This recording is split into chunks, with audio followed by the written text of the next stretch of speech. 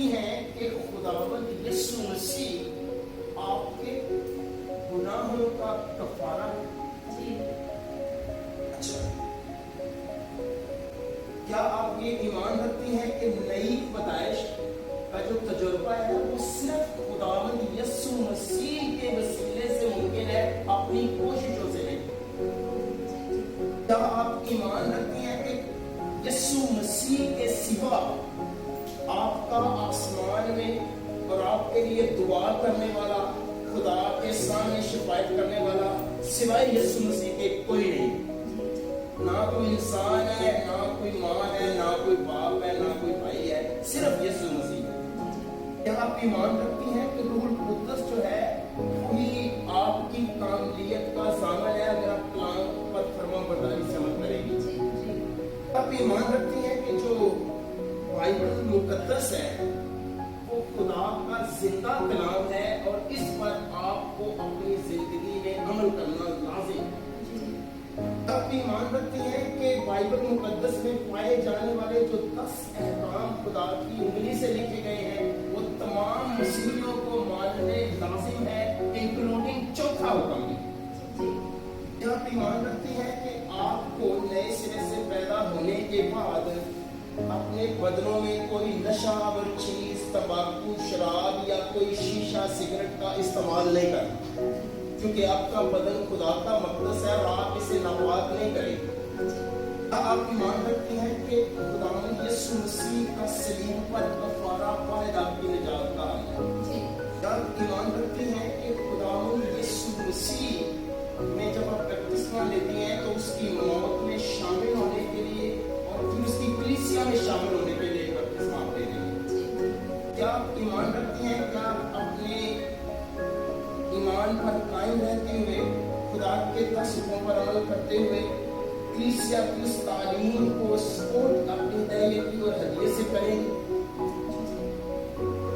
All to Jesus I surrender. اپنا شخصی نجات زندہ کیا ہے، اس لیے میں خداوند کا خادم ہوں کہ مجھے کلیسیا کی روبرو ملاقات خدا بیٹے اور خدا روح القدس کے نام سے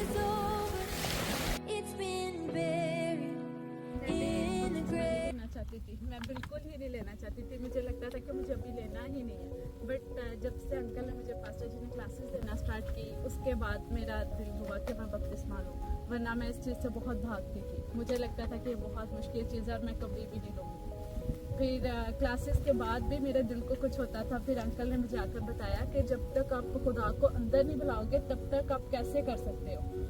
تو بپتسمہ لو تو پھر دیکھنا کام بہت اچھے ہوگے، خدا آپ کو گائیڈ کرے گا، تو اسی لیے پھر میں نے بپتسمہ لیا اور شکر ہے کہ آج میں نے آج دل سے لیا بپتسمہ، کسی کی زور زبردستی میں یا یہ نہیں ہے کہ کسی نے کہا تو میں نے لیا۔ بہت لوگ بولتے تھے کہ ہمارے سے آ کے لے لو، ہمارے چرچ میں لے لو،